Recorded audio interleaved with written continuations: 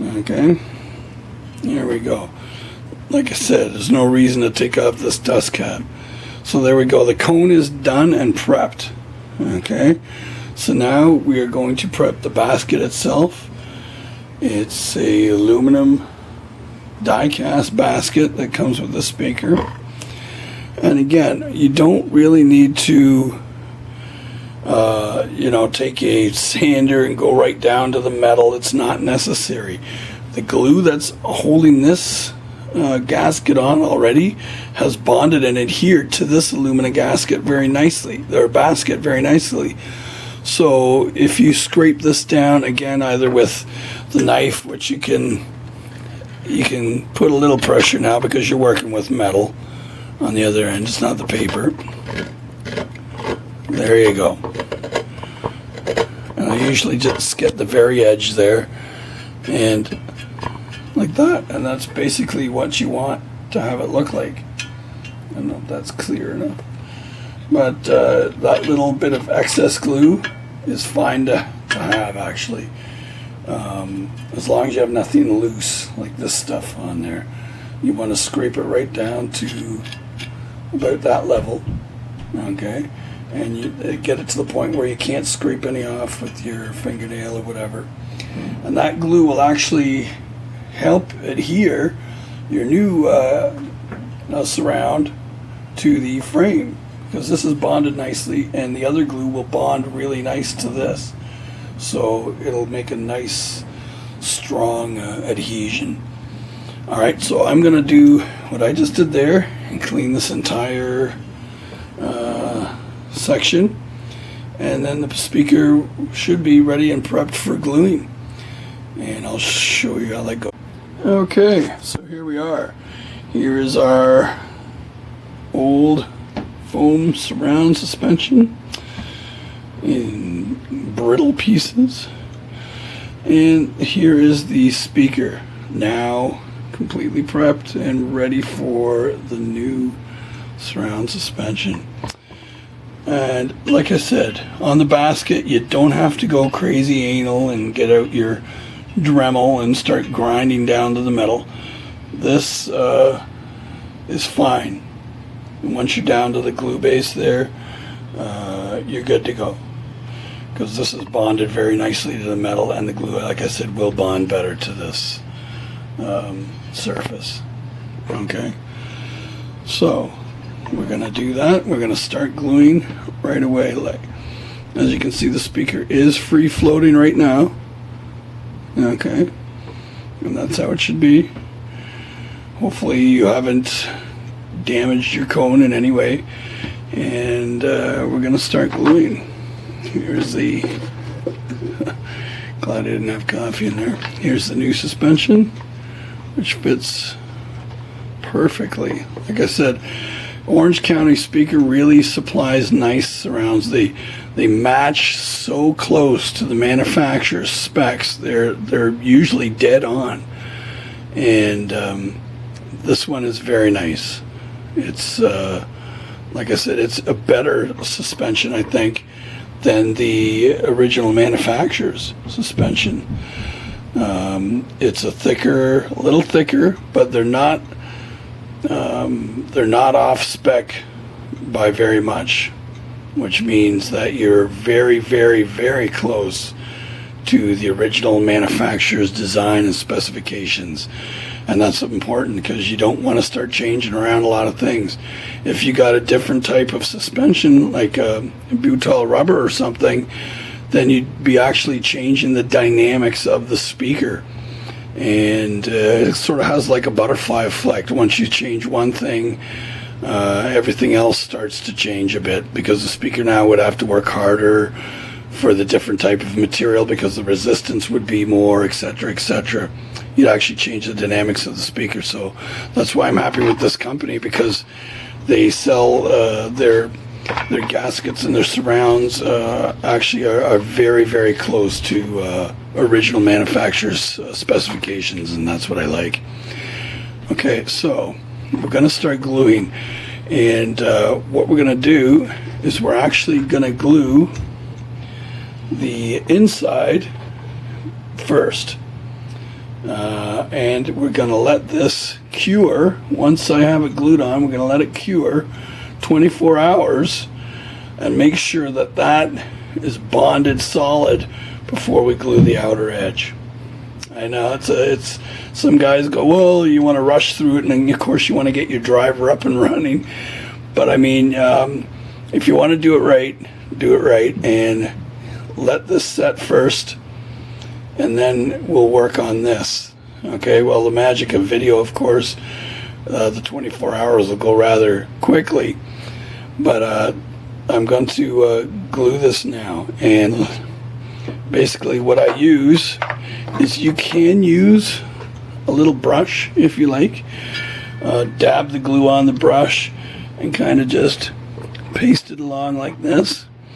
I sometimes use brushes depending on the driver that I'm working on. On this particular driver here, I actually find it easier to use Q-tips. And let me take one out.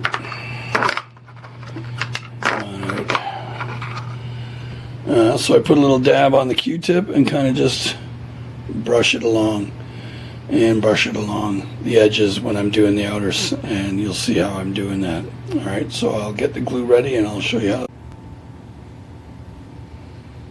Okay, so we have our speaker, and we are going to attempt now to glue the inside portion on the cone itself, the inside lip of the new surround. We're going to glue that on and let that sit for 24 hours. Make sure it's firmly adhered to the cone itself. Okay, and it is recommended that you do the cone first, and you'll find out after why.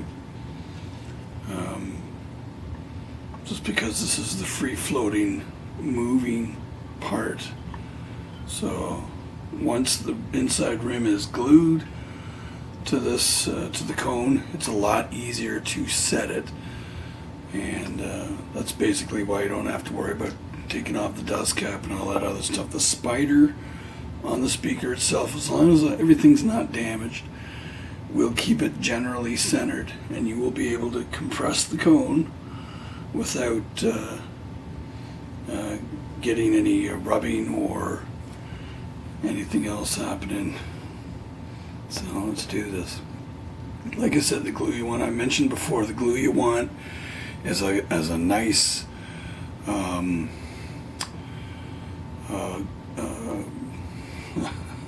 what do you call this glue? Cement, hell, you know what it is. Contact cement. It's late at night, sorry guys. So I'm gonna start gluing the edge. And you want to try to glue it where you don't get it in on the inside of the cone. Try to keep it generally just on the lip.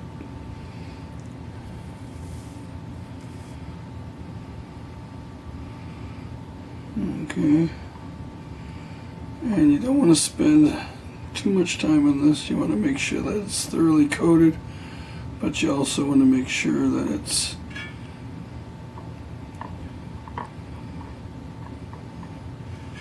that it doesn't stay in the open air too long. I mean, it does take 24 hours for this to set. I mean, fully set. But it does get tacky right away. And so that is why it is really, really good stuff to work with.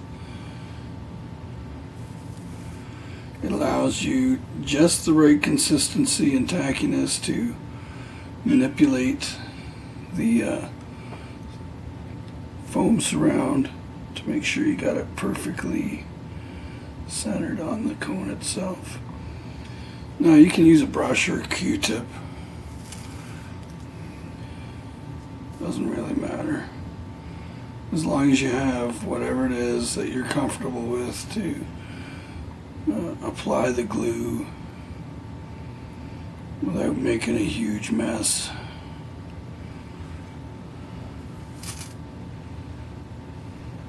As you can see, you only need to put a little dab each time. Same goes with the brush. You only need to put a little dab. If you have a applicator or a glue spreader on the bottle, I still would suggest you use a brush or whatever to make sure it's on there nice and even, and it doesn't make as much of a mess.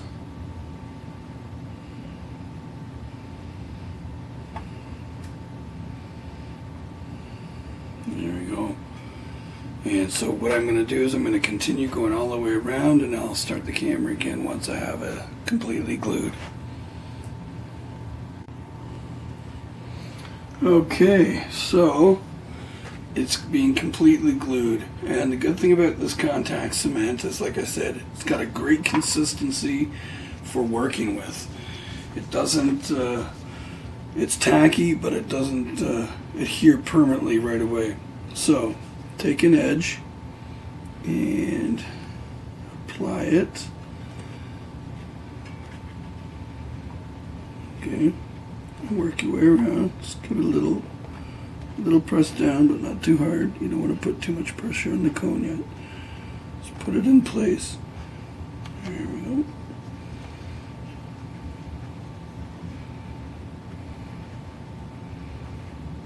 There we go. Just get it in place as best as possible.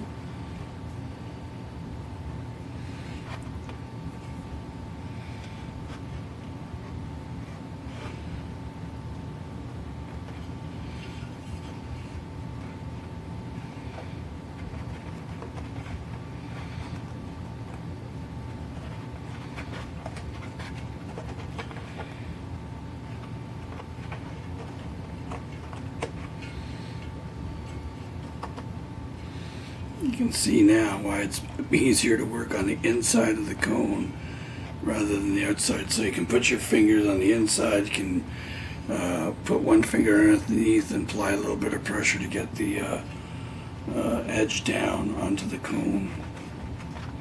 And like I said, it's not cured, so don't be afraid to lift it up and get it tacked into place right where you want it.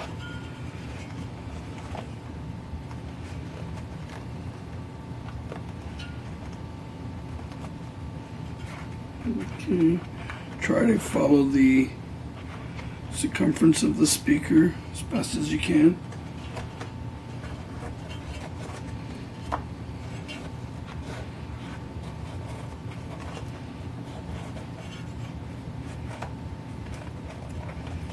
And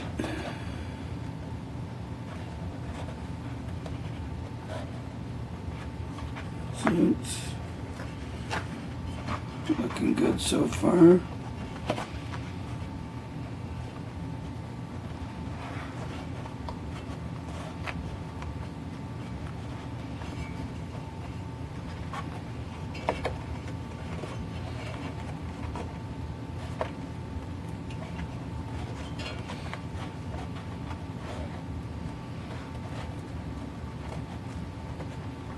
Okay, so I'm going to work on this and I'll show you what it looks like after I'm done. Okay, so this is basically what you can do. You can take your finger underneath the cone where that ridge is, and you can take one finger underneath and one finger on top and apply a little bit of pressure so that the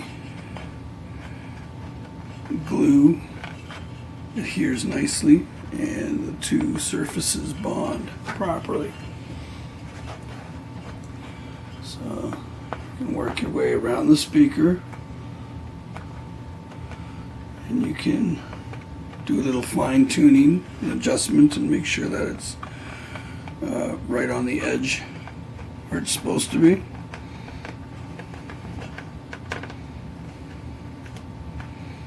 Apply a little pressure all the way around.